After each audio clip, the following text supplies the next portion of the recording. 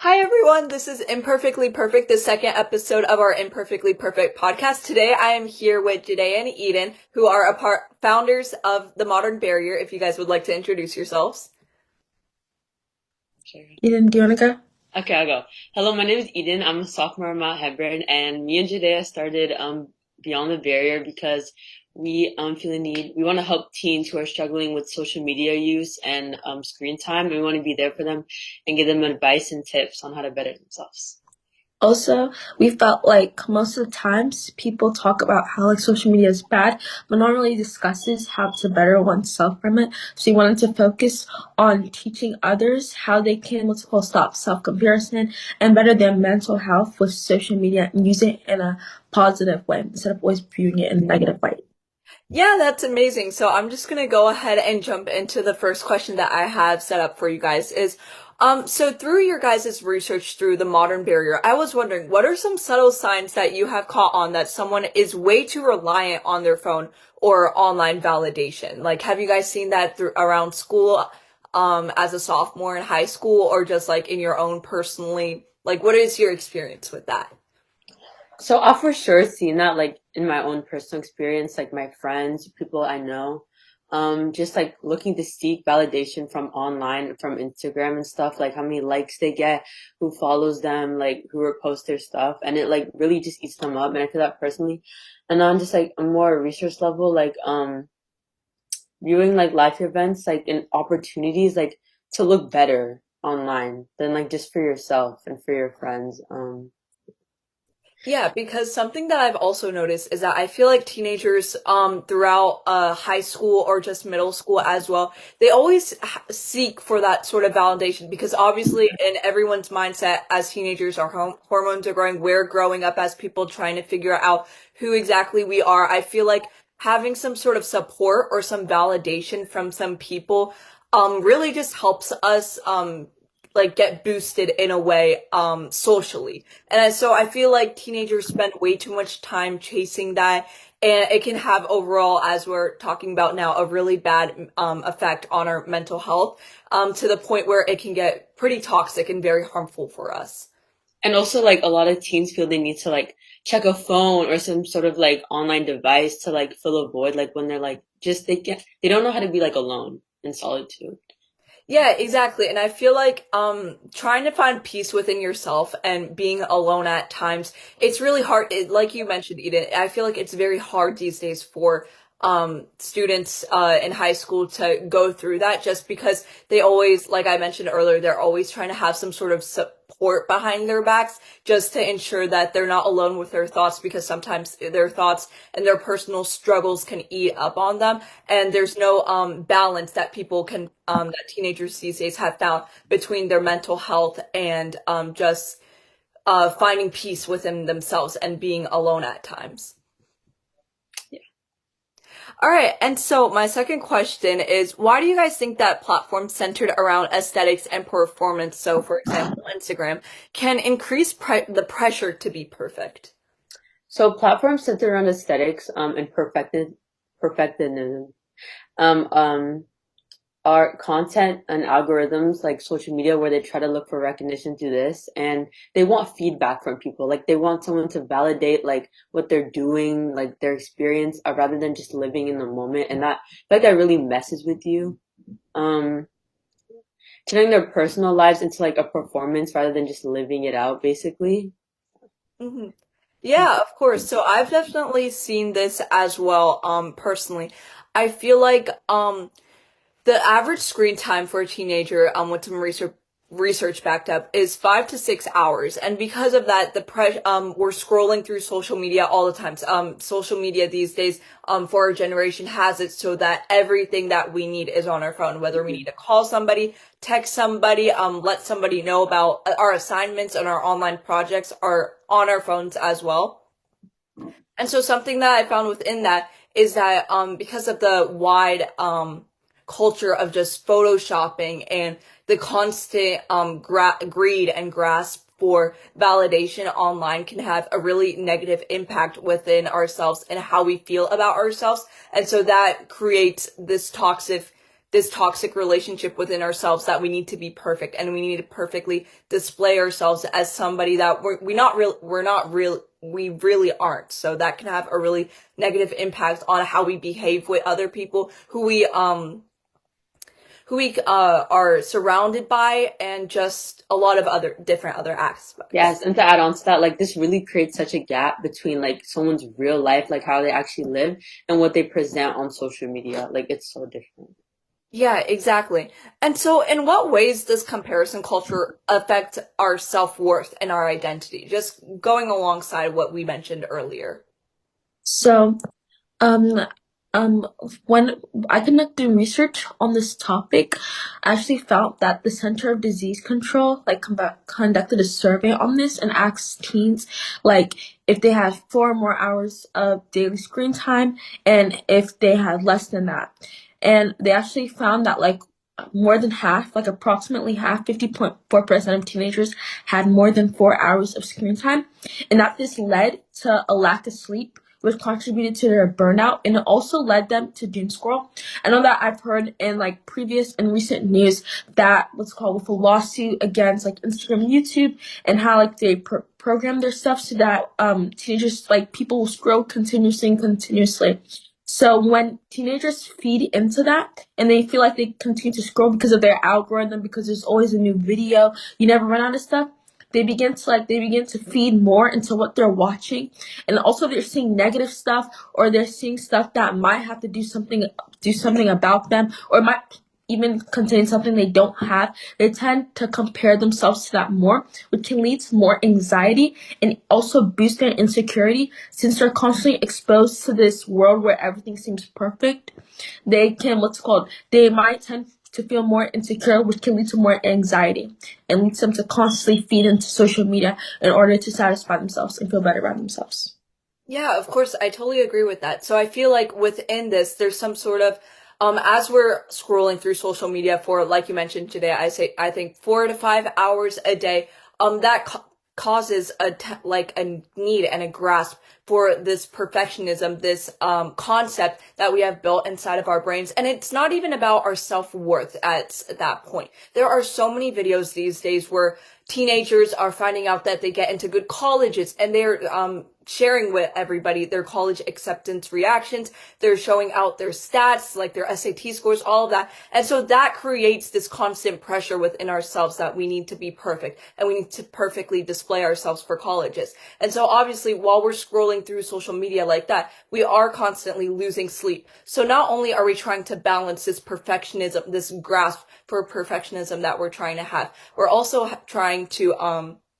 also losing our mental health within that, because sleep is the most important factor of our daily lives. We need sleep to help us with everything in our lives. And I just feel like the lack of sleep that we get from the starting point from social media, that creates just a lack of what's it called? That just causes the constant grasp for even more perfectionism, that, oh, I stayed up all night trying to study for this test, now I need to ace it. But obviously, because we lost sleep from scrolling too much on social media, we are not going to pass the test. Yeah.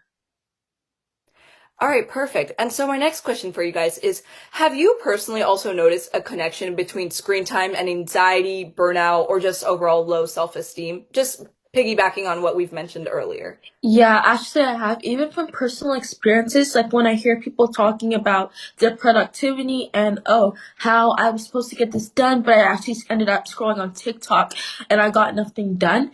And when I view it kind of as this cycle that we feed time into social media, and then then we lose time that could be used for productive purposes. So then we have more work to make up. But since we don't have enough energy, we can't do that. And since we don't feel like doing it because we lost our productivity, we go back to screen time.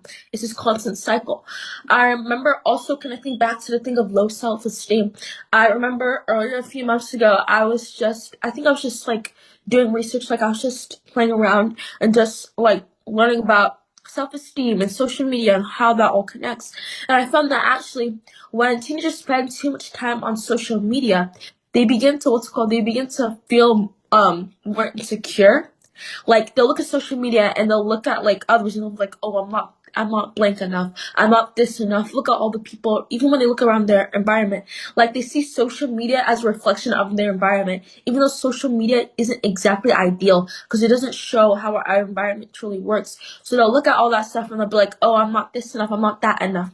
So because of that, they'll feel insecure and they'll kind of shift away from people. They won't branch out towards people. And that leads to their low self-esteem, and that leads to their anxiety. And because they're not interacting with anyone, they'll go back to social media to use that as a way to satisfy themselves, and use that as a way since they don't feel like they fit in anywhere. So I feel like social media itself isn't bad, but with the direction it's going now, I feel like social media has been more seen as a way to like fill up time or a way to temporarily distract ourselves from things that are going out around us. But we don't realize that it has a much longer impact, not just watching a 30-second video or scrolling on and you're done.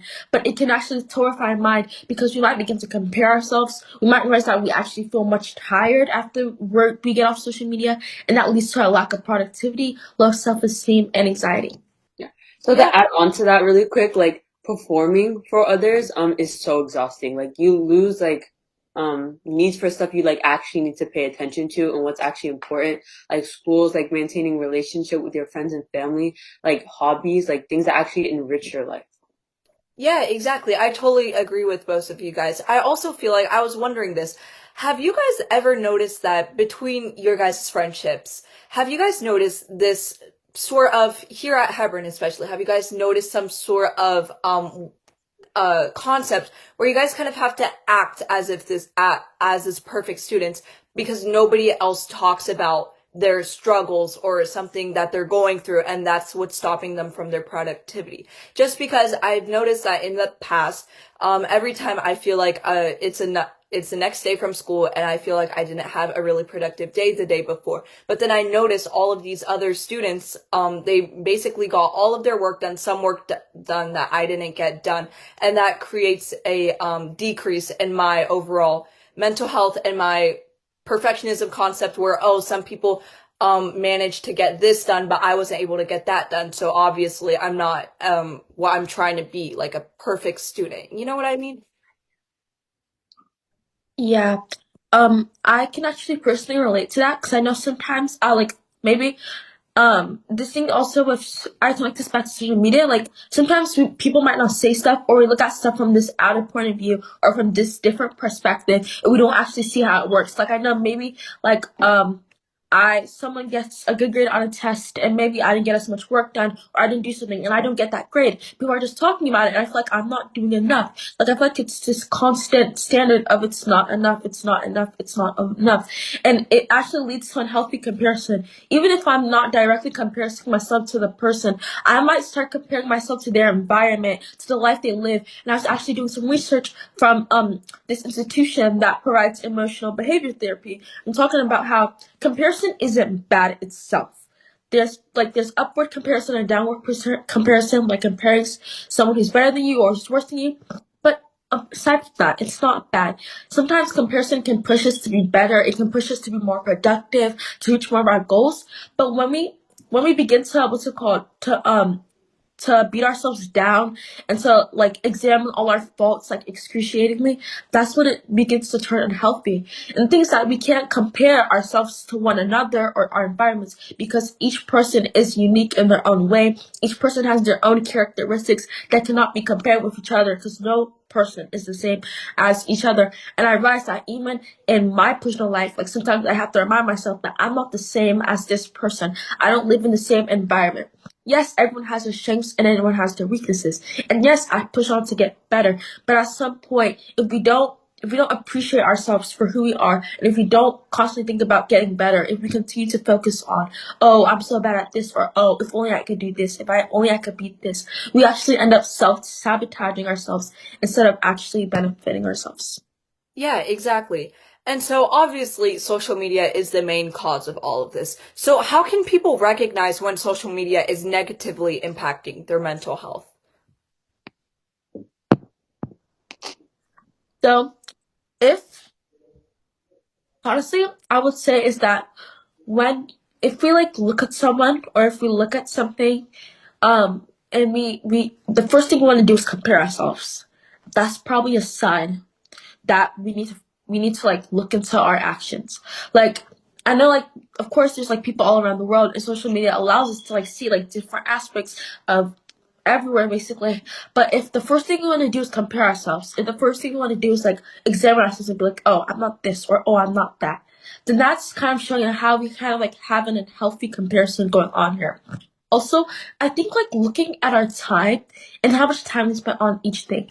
I know personally, like at the end of the week, I have all my notifications on my devices that oh, I get a weekly report of my screen time and of everything I'm doing. So when I get that, I recently started like going in and seeing like what do I spend the most time on like every single day, like what am I feeding my time into. And I've also looked at how like my screen time has increased or decreased from the last week, and I think back and I'm like, okay, what did I do this week that prevented me from having more screen time, or what did I do this week that contributed me to having more screen time.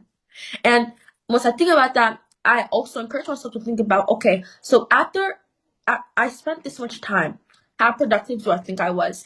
How did this better my mental health? How was I feeling those days? And when we connect our emotions and our mental health to to our usage of social media, we actually can find out where there's some unhealthy connections going on, where we need to look more into. Because the thing is that sometimes we look at it from the outside like, oh, I don't spend that much time, or oh, I don't do this. But when we neglect those parts of our mental health, when we neglect actually looking into our actions, because sometimes it's hard to do that. It's hard to like look at like, oh, what we're doing wrong or things we need to stop doing. But when we neglect our mental health, that's how we begin to sabotage it. That's how it begins to decrease. Yeah, of course. And so, how can embracing imperfection help someone reduce their dependence on social media validation that we constantly strive for?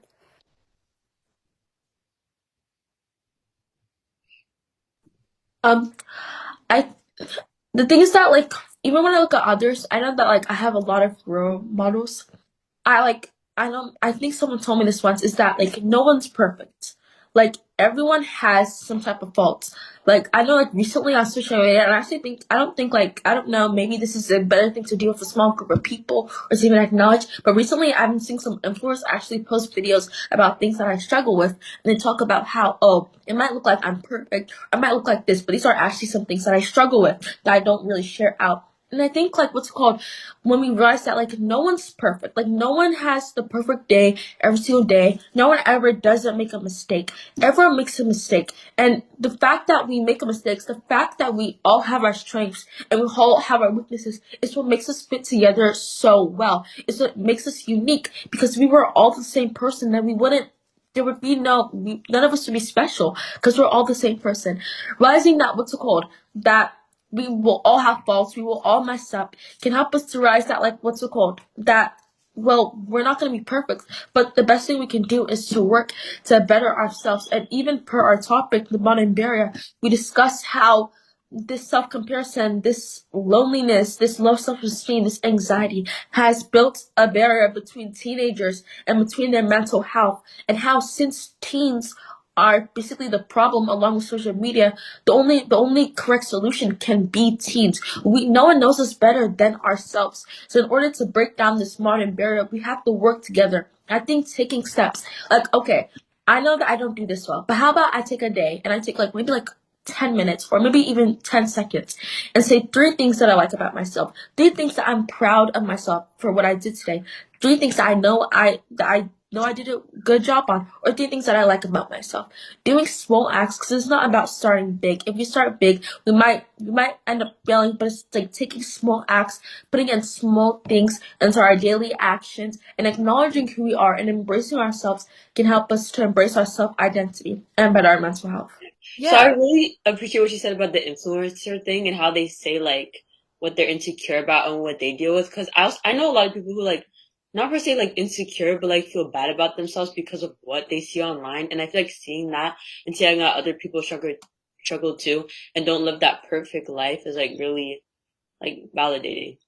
Yeah, of course. I totally agree with that. And I feel like in our world now, socially, I feel like with everything, when it comes to marketing, business, how you look, how you do in school, your education, everything needs to be perfect. That's the one word that I feel like everybody will keep creating the expectation not only on ourselves but with influencing those toxic expectations within everyone else. I feel like it's really important to start actively speaking about what we're not perfect about, because let's be so clear, no one is perfect. So it's really hard these days, I feel like, especially to find that sort of peace within ourselves that if something didn't go right, it's okay. There's always like a next opportunity. And I feel like within social media, it's really important that we start actively speaking about one another in a positive way that doesn't feel like we're diminishing one another to be at the top, at the highest level that we can possibly be. And so creating social media accounts like you guys are with the Modern Barrier and us with Imperfectly Perfect, I feel like that is a way for us to not only scroll responsibly, which is one of your guys' main points, is to make sure that we're scrolling responsibly and we're prioritizing our mental health. I feel like that can what is how we can help our future generation and how they can deal with all of these toxic mindsets, especially perfectionism. All right, and to end it all off, you guys, what advice would you give to someone who feels stuck in a cycle of comparison and perfectionism, especially through social media? Yes, okay. So to break this cycle of comparison and perfectionism, you must try to look for validation from like inside yourself, like internally, over than external stuff. How many likes you get, like all that stuff on social media, just to get validation from how well you do and the things you do. This also involves like changing your feed and removing content that makes you feel like not good enough and inadequate. Yeah. And establishing boundaries to discover hobbies that you used to do.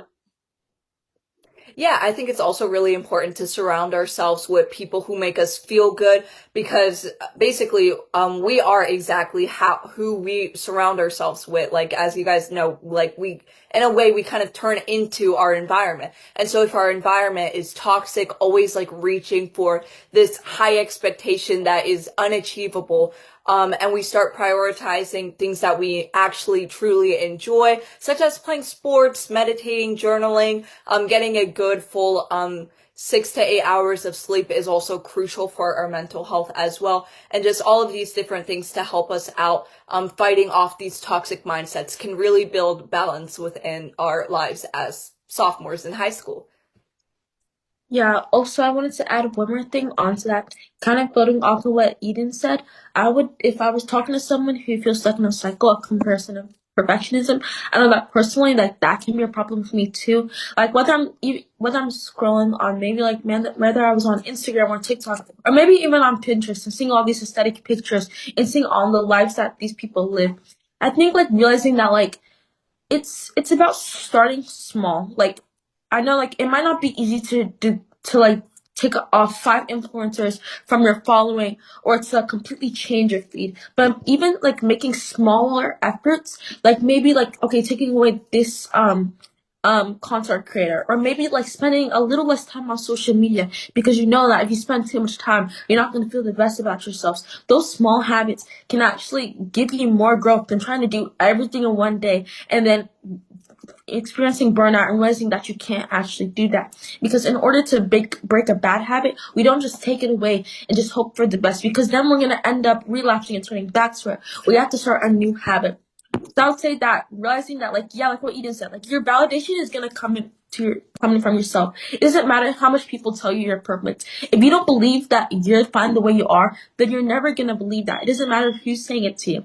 But taking small efforts to better your mental health, even taking small efforts to prioritizing your mental health. Because if you really think about it, spending all that time on social media is not prioritizing your mental health. You're just feeding into your desires and what you think is gonna make you happy, but what is actually self-sabotaging your happiness. So I'll say that taking small steps, definitely making changes in your daily life and your environment, even if that means cutting out some things that you normally want to do but you know that aren't good for you, and just realizing that everyone has problems, everyone has faults, but that social media is never the answer to that. It's yourself. It's prioritizing your mental health, your self-identity, embracing who you are. Yes, and wrapping that up really quick, being able to express yourself without an audience to reinforce that your experience are valuable because you lived them, not because someone saw them or like thought it was cool or something, but because you lived them and you experienced that.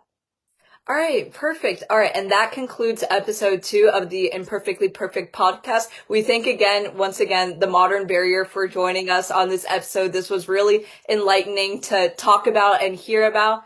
All right, thank you Yes, guys. Thank you. no problem.